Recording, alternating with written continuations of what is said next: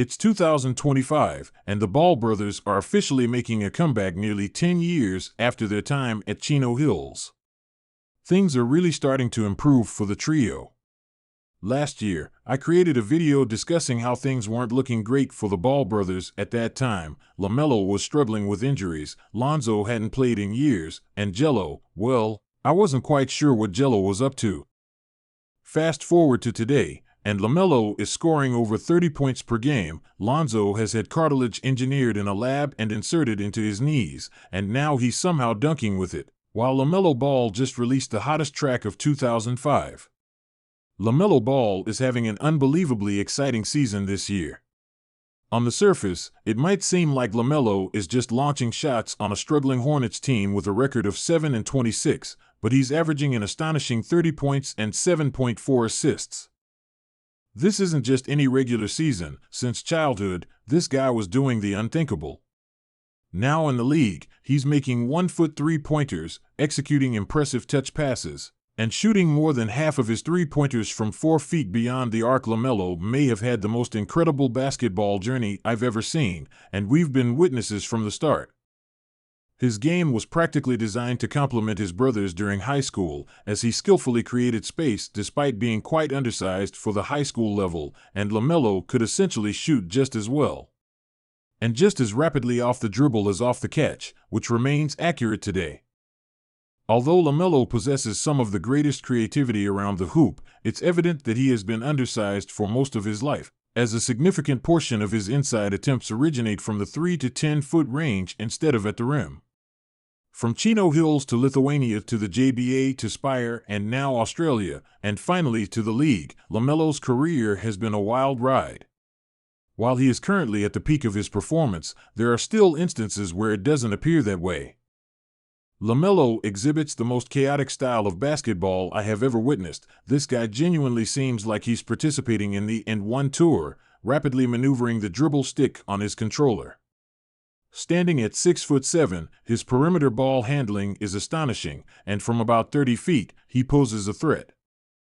LaMelo has the greenest of green lights in the NBA presently, with more than half of his three-point shots coming from beyond 27 feet, which has never been recorded before, along with half being off the dribble.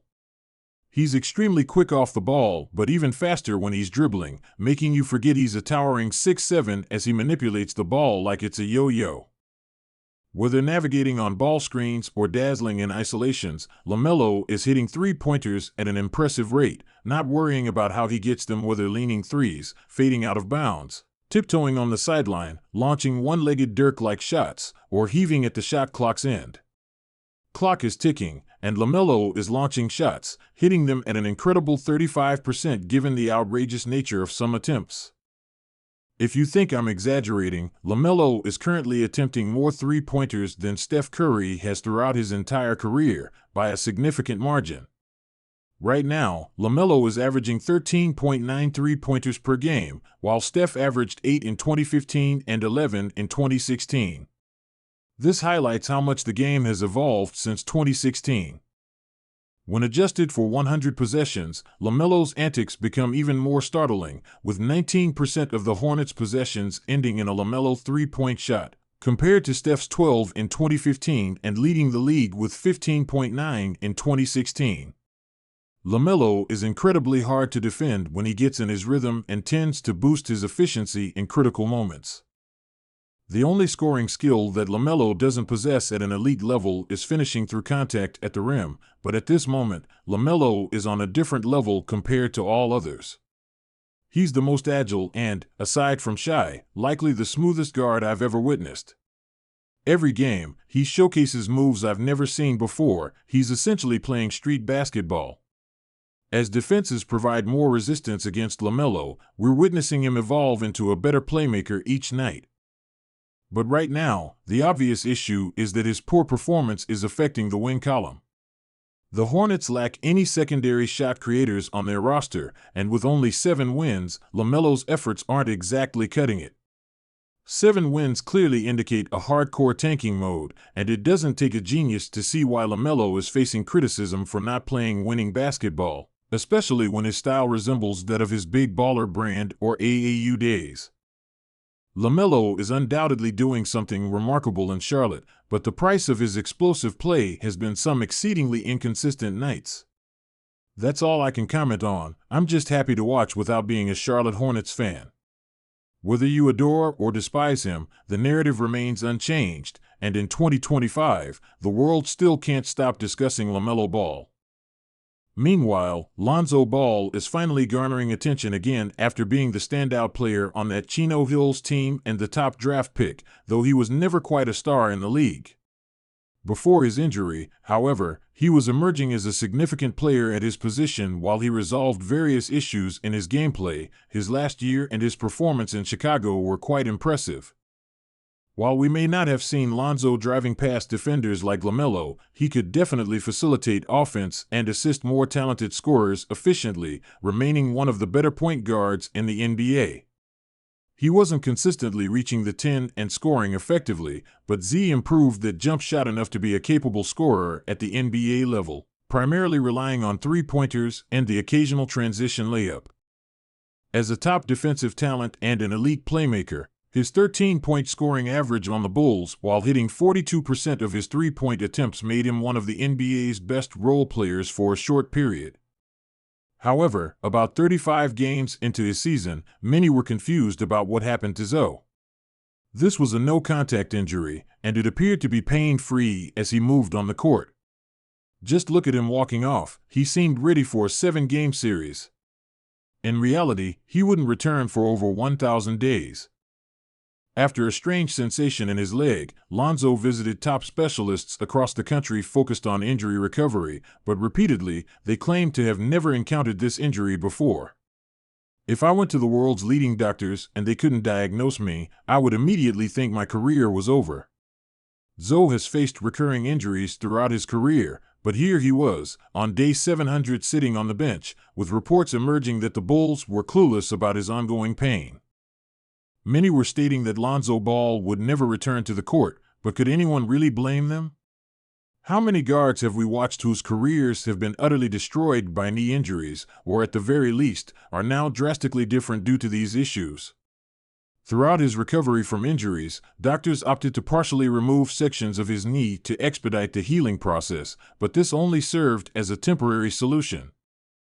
It eventually caught up to him, as Lonzo required an entirely new meniscus, which was taken from a deceased donor and implanted in his knee. I wasn't even aware this was a possibility. All those individuals advising Derrick Rose that he could use their knees on Twitter might have actually done it to help the Bulls secure a championship. Historically, no player has ever undergone a cartilage transplant and returned to play in the NBA, but after successful surgery and extensive recovery, it surprised many when doctors cleared Lonzo Ball to return to the court. As controversial as some of his brother's antics can be, and even with his father's behavior, I've never heard anyone speak negatively about Lonzo Ball. He seems like a great teammate that any team would want, in addition to being a pretty cool person. Thus, witnessing his return after more than 1,000 days has certainly been one of the season's highlights. While it might be misleading to claim he's the same Lonzo, he has shown great potential upon his comeback. Although he's not logging the minutes he once did, tallying 19 minutes per game with averages of 5.5 points and 3.8 assists, his shooting percentages stand at 33% and 30%. It's not as bad as it might seem. Lonzo has historically been inefficient from the field since he averages under 1 2-point shot per game. Instead, he focuses on three-pointers, assists, and maintains nearly a 3-to-1 assist-to-turnover ratio. Currently, he's also the team's top defender with a 2.9 defensive box plus-minus. From an analytical perspective, Lonzo Ball remains one of the most beneficial players regarding the team's success, as indicated by his BPM, which suggests he ranks among the best on the roster. While that might be a bit of a stretch, the combination of these metrics with the eye test shows he's just a jump shot and some recovery away from reaching a high level of play in the NBA, which is remarkable considering everything he's faced in the past 3 years. With 2 complete seasons missed, he's lost his age 25 and 26 years. This situation is unfortunate, but it's not as dire as missing his age 26 and 27, 27 and 28, or 28 and 29 years. What I mean is that there's still ample opportunity to see a prime Lonzo ball, which is exciting for everyone. I'm sure the Chicago Bulls are eager to have him back on the court too. However, the team reality is that they currently face challenges regarding their future. They took risks by trading away some picks in hopes of building a championship-caliber roster, but due to a lack of fit and injuries, the Bulls will soon find themselves back in the tank and grind mode. As a Wolves fan, I sometimes overlook that you guys remained tied to Zach LaVine, even though his name surfaces in trade discussions daily and constitutes about half of NBA YouTube's big trade speculation videos. Realistically, though, the Bulls are likely to be the league's biggest sellers come trade deadline, and if we assume his jump shot improves and he stays healthy, there will be numerous inquiries about Lonzo Ball. I can assure you of that everything from contenders to mid-level teams seeking a boost to contract exchanges for squads wanting Lonzo on a shorter basis. I honestly can't predict which team he will end the season with. It would certainly be exciting to see him play for a team like Denver, the Suns, or the Bucks, but overall, it's just nice to witness him back and performing at a high level. It's genuinely an inspiring comeback story. The most we've seen of Lonzo recently has come from the podcast scene, where he's making the rounds on NBA podcasts with his brother LiAngelo Ball, who I thought was done after being cut from the Hornets, but was actually collaborating with Youngboy in the studio, producing some impressive records. A few weeks back, I even posted a video criticizing Jello for refusing to play overseas while still hoping for an NBA opportunity, despite being around 37. What I didn't realize was that this guy was busy creating the hottest song of 2002. A few weeks ago, LiAngelo was hanging out with this kick streamer named Neon, who was truly terrible. I'm not sure why LiAngelo was with him, but during the stream, he mentioned a song he had written, and this Neon guy suggested he play it. This is from 2002, reminiscent of rocking in the park with a boombox, but the Neon kid ended up showcasing an absolute banger. After the snippet was shared online, the internet went crazy because, for some reason, this track really resonates, prompting fans to urge LiAngelo to release it. He delivered what was requested, featuring Jello and getting attention from world star hip-hop. The video hit 2.2 million views on YouTube in just 2 days and is currently trending at number 1. Honestly, for LiAngelo Ball recording a song solo, it's pretty impressive. The whole online community has been buzzing about this track, with players from the Cavs and Bulls even playing it in their locker rooms. I wouldn't be surprised if LiAngelo decides to seriously pursue rapping with some real producers now that LaMelo is playing street ball in Charlotte, Lonzo Ball is back on the court, and LiAngelo is dropping hits. This is the most we've heard about the Ball brothers in quite a while, and honestly, it's quite thrilling, whether you love them or hate them. No event sparked as much conversation globally as Chino Hills, and even though NBA ratings have declined, whether it's a silly meme song, a reserve player, or someone on a 7-win team, anything that revitalizes the joy of basketball is a success in my opinion. The sport has been quite wild recently, and I'm grateful to you all for your support.